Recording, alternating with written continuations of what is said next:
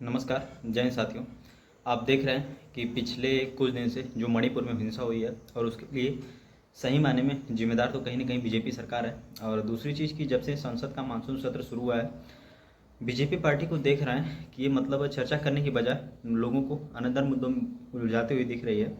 तो मैं देखा कि अभी मनोज तिवारी और इनके प्रधानमंत्री जो है ये लोग अलग अलग अनाप-शनाप बयान दे रहे हैं। अभी मनोज तिवारी ने ये बयान दिया है कि जो है अब मनोज तिवारी जो है चर्चा करने की बजाय अब वो मर्दानगी टेस्ट करा रहे हैं। शायद यही जाहिल मंत्री थे जिन्होंने गाना गाया था कि बेबी बियर पी के नाचे लगनी क्षमा क्षमा क्षम।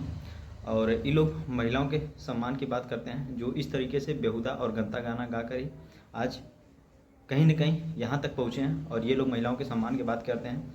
वहीं आपको बता दें, देश के प्रधानमंत्री जी से मेरा अनुरोध है, नहीं विपक्ष वालों से अनुरोध है कि भाई प्रधानमंत्री जी से जो प्रश्न पूछा जाए वो उनके मन के हिसाब से पूछा जाए।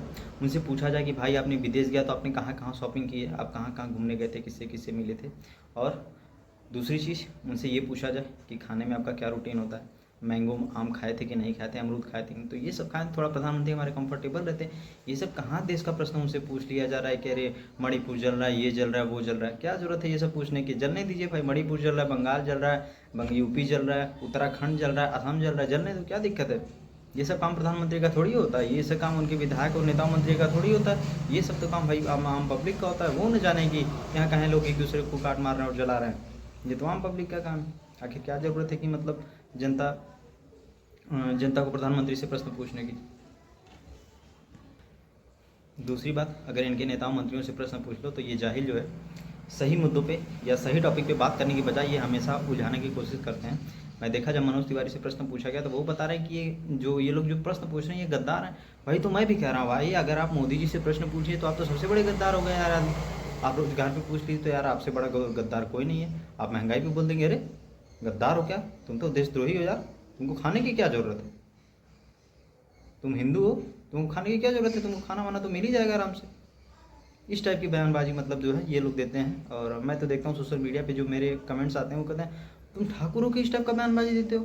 भैया ठाकुर हूँ, आदमी भी हूँ, उसके साथ साथ मैं इतना जाहिल और गंवार नहीं हूँ कि देश किस दिशा में जा रहा है किस दिशा में नहीं जा रहा है ये सब पे मैं बोल सकता हूँ। मेरे को तो यही नहीं समझ में आता कि आखिर देश में चुने हुए प्रधानमंत्री की क्या क्या रिस्पॉन्सिबिलिटीज होती है और किन किन मुद्दों पे आकर उनको सामने अपनी बात को रखना चाहिए। आपको याद होगा 2013 में जब निर्भया रेप कांड हुआ था, उसके बाद प्रोटेस्ट जो है मनमोहन सिंह के खिलाफ जम के चल रहा था। बाकायदा उन्होंने प्रेस कॉन्फ्रेंस किया था और देश को शांत रहने की अपील की थी। लेकिन ये महाराज है, इनको यूरोप जाने का टाइम है, फ्रांस जाने का टाइम है, यहाँ जाने का टाइम है, अमेरिका घूमने का टाइम है, लेकिन हमारे देशवासियों के प्रश्नों का जवाब देने का टाइम नहीं है। प्रश्न पूछ लो तो ये तुलना करने लगते हैं कि भैया इंडिया अभी उनका अपोजिशन बनाया गया, उनके अपोजिशन अलायंस का नाम इंडिया दिया गया, तो बताते रहते कि ये तो इंडियन मुजाहिदीन का नाम दिया गया है, ये ईस्ट इंडिया कंपनी की नाम है। यही सब जो है मैं देखता हूँ तो मुझे बड़ा अफसोस होता है कि हमने किन लोगों को जो है गद्दी पे बिठा दिया, कैसे आदमी को गद्दी पे बिठा दिया, जो कि भारत देश के प्रधानमंत्री पद की एक गरिमा होती है, कुर्सी की एक गरिमा होती है, क्या बोलना चाहिए क्या नहीं बोलना चाहिए, इस हिसाब की बयानबाजी जो है प्रधानमंत्री के लिए एकदम भी शोभा नहीं देती है। अगर आपकी और आपकी पार्टी में इतना ही दम है तो वो आके सही मुद्दों पे और शांति से चर्चा करें। आपके और आपकी पार्टी के लोग विधायक जो वहाँ पे मारे जा रहे हैं, आपको पता है मणिपुर में बीजेपी के ही विधायक मारे जा रहे हैं। आप लोगों को ये लगा था कि कुकी और मैतेई समाज को बांट के पोलराइज करके एक दूसरे में लड़ा के अच्छा खासा चुनाव जीत लेंगे, लेकिन आप लोगों को ये अंदाज़ा नहीं था कि ये आग की लपटें हमारी पार्टी के ऊपर आ जाएंगी। आज पूरे देश में जो इस टाइप का माहौल बना है, इतना गुस्सा है, ये आप लोगों की नीतियों का कारण ही, क्योंकि आपकी और आपकी पार्टी के लोग ऐसी बातें ही करते हैं। हिंदुओं को लड़ाओ, मुसलमानों को लड़ाओ, जहाँ मुसलमान नहीं वहाँ हिंदुओं में ही लड़ा दो।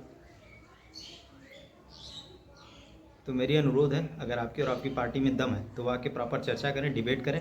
और दूसरी चीज़, डिबेट में ये क्या कंडीशन हो गई कि मतलब हम आएंगे तो हम अपने हिसाब से हम मतलब इतना टाइम हम देंगे, इतने टाइम में चर्चा होगी। भैया आपको चुन के इसीलिए भेजा गया है, जनता के प्रश्नों का जवाब देने के लिए, विपक्ष के प्रश्नों का जवाब देने के लिए, बस देश का भ्रमण करने के लिए नहीं, विदेश में टूर घूमने के लिए नहीं। धन्यवाद।